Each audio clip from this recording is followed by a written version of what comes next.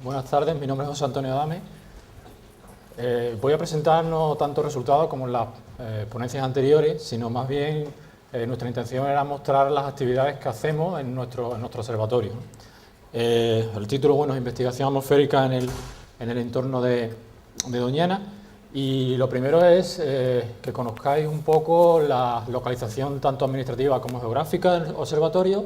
Después quería mostrar también algunas consideraciones generales sobre lo que sería la observación de la atmósfera, con idea de que se entienda mejor las cosas que allí hacemos, nuestras facilities, la infraestructura que tenemos en el observatorio, porque como ahora iré presentando, veréis que tiene unas características muy singulares. Después ya las líneas de investigación que desarrollamos en nuestras bases de datos, y para finalizar, pues algunos resultados muy relevantes y sobre todo de manera muy breve los voy a indicar, ¿no? Como decía, nosotros pertenecemos al Instituto Nacional de Técnica Aeroespacial, al INTA, que a su vez administrativamente pertenece al Ministerio de Defensa. La estación de sondeo, nuestro observatorio, se ubica exactamente aquí. Este es el edificio, y pertenecemos dentro de nuestra institución a su vez a un área y a un departamento, ¿no?, que se dedican a la observación de la Tierra y a la atmósfera. Geográficamente, bueno, estamos en el entorno de Doñana, concretamente estamos a pie de costa, y como me imagino que todos conocéis la zona, estamos aproximadamente a unos 10 kilómetros de Mazagón y a unos 20 kilómetros de Matalascañas, ¿no? Es el lugar donde nos encontramos. Generalmente, la observación de la atmósfera, pues lo que hacemos es medir una serie de parámetros que los podemos clasificar en parámetros, una serie de parámetros químicos, los que estarían relacionados con lo que sería composición atmosférica, y una serie de parámetros ya relacionados con lo que sería la dinámica atmosférica, que es lo que conocemos como parámetros radiativos o meteorológicos. Desde un punto de vista químico, como sabemos, las sustancias pueden estar en el medio atmosférico tanto en forma de gas como en forma de partículas. Nosotros observamos los dos tipos. Como gases, todos conocemos los gases, tanto trazas como mayoritarias, que hay en la atmósfera, y si tenemos la sustancia en estado sólido o en estado líquido, lo que nosotros conocemos como material particulado o aerosoles, también hacemos estudios de estos parámetros. Quería destacar también que estas especies químicas pueden tener una vida corta, de horas a pocos días, o una vida larga. ¿Eso para qué nos va a servir? Pues eso nos va a servir para saber si tenemos fuentes cercanas o podemos tener especies de vida larga que procedan entonces de fuentes más lejanas, ¿no? Entonces, a la hora de la interpretación o del estudio del comportamiento de esta sustancia, tenemos que aplicar metodologías distintas si son especies de vida larga o de vida corta, ¿no? Como digo, todo esto estaría relacionado con la composición atmosférica. Desde un punto de vista dinámico, los parámetros que nosotros también investigamos, pues son parámetros radiativos, de todos conocidos, la radiación solar en distintas bandas, global, directa, ultravioleta, y también las clásicas variables meteorológicas, ¿no?, que también medimos en superficie y en altura, como ahora voy a mostrar. Estos dos cuerpos de conocimiento, digamos, lo que sería composición química y dinámica atmosférica, lógicamente nos da una visión del medio atmosférico, ¿no?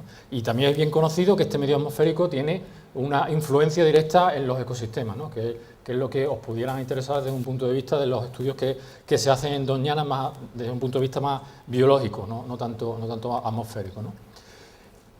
La observación de la atmósfera, para la observación de la atmósfera se pueden utilizar dos metodologías o dos técnicas. Uno sería con la utilización de campañas de medición que todos conocéis, ¿no?, que son medidas, observaciones que se hacen en un periodo de tiempo limitado, desde pocas semanas incluso hasta puede durar meses, o bien se puede observar la atmósfera con lo que se conoce como estaciones de monitorización, plataformas multiinstrumentales, o lo que sería un observatorio, en este caso un observatorio atmosférico, ¿no?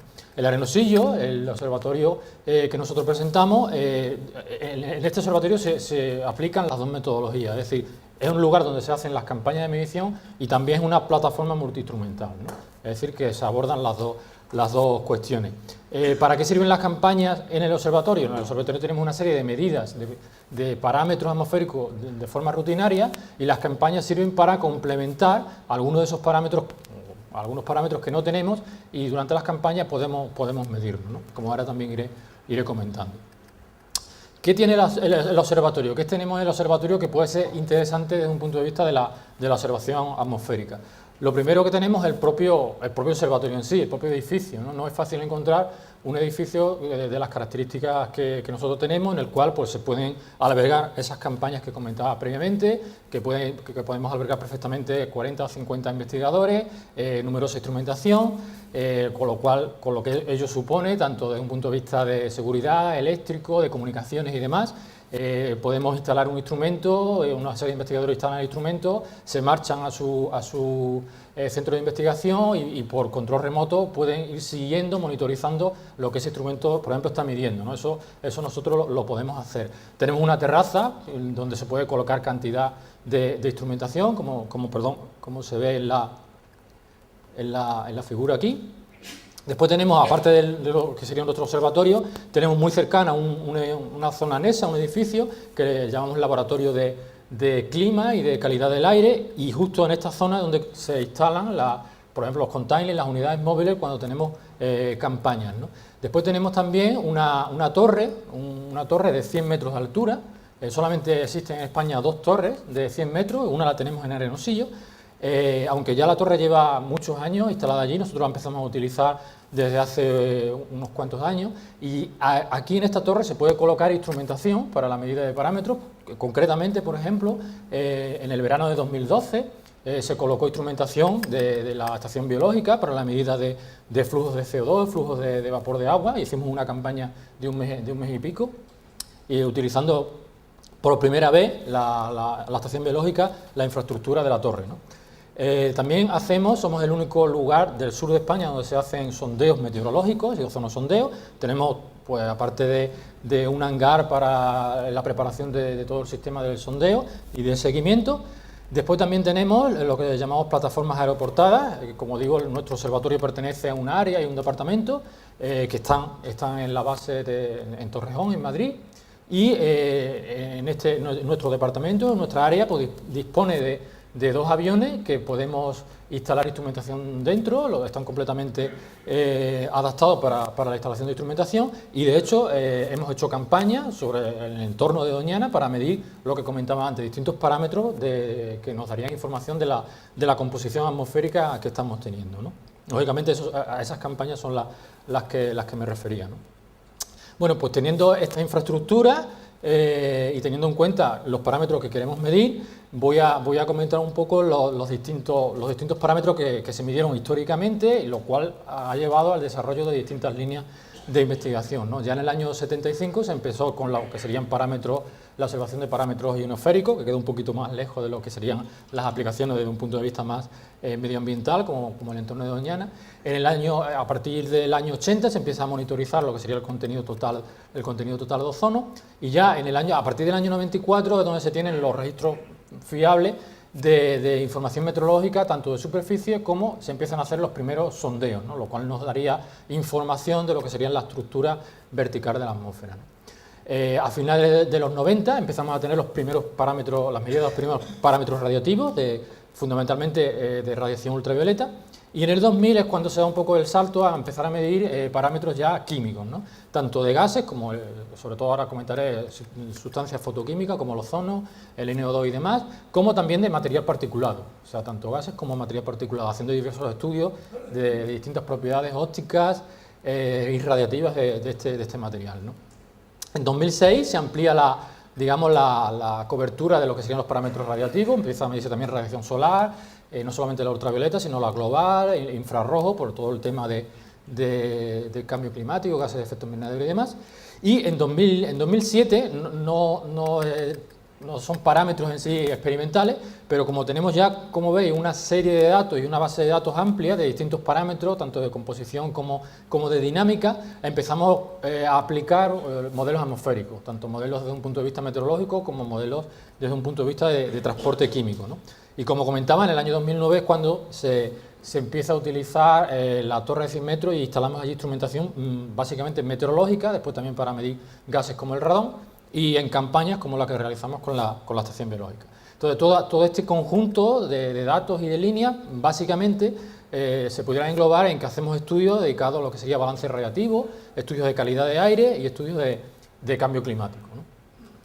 He puesto aquí una etiqueta de representatividad espacial para que no se me olvidara, y quería comentar con esto que algunos de los parámetros que se monitorizan, pues sabemos que tienen una representatividad espacial relativamente local, por ejemplo el NO2 o la temperatura, o hay parámetros que son muy locales, ¿no?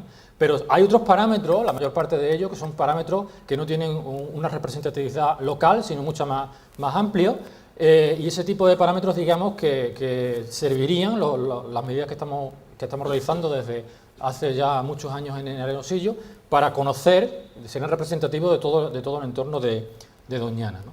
Algunos resultados muy rápidamente, de forma muy breve, desde un punto de vista de lo que sería la dinámica, pues podemos tener conocimiento de lo que sería ahora mismo los niveles de radiación solar en distintas bandas que tenemos en el entorno de Doñana. Gracias a los parámetros meteorológicos podemos tener información de los procesos atmosféricos que se desarrollan en el entorno de Doñana. Sabemos, por ejemplo, la tipología de masas de aire que tenemos a la zona de Doñana, y no solamente a la zona de Doñana, sino a todo lo que sería el Golfo de Cádiz, Valle del Guadalquivir. Pues sabemos los tipos de masas de aire que tenemos, las características termodinámicas de esas masas de aire, las sustancias químicas que transportan esas masas de aire, y lógicamente esas masas de aire pues van a afectar a lo que serían los ecosistemas.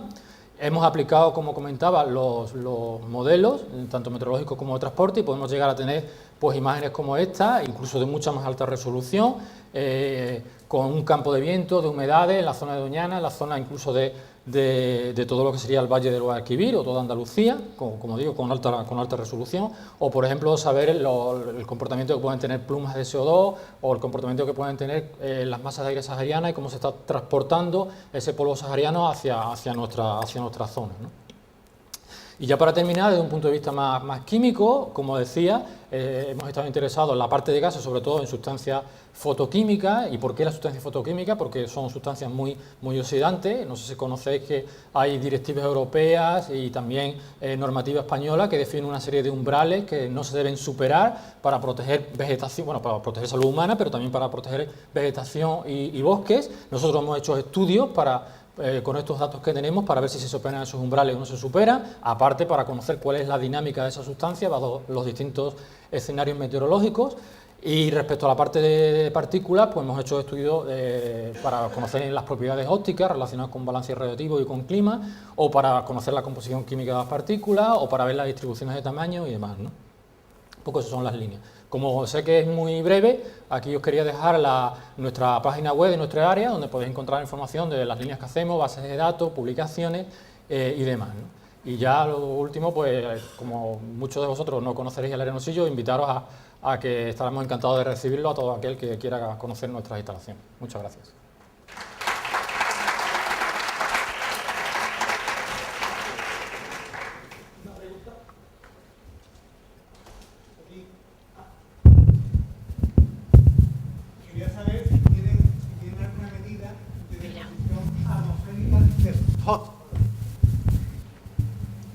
No tenemos, de fósforo no tenemos nada.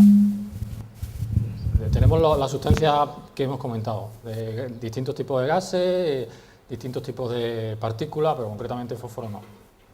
Ni siquiera en campaña, porque en campaña hemos ampliado el número de parámetros, otras especies químicas, radicales, pero fósforo no.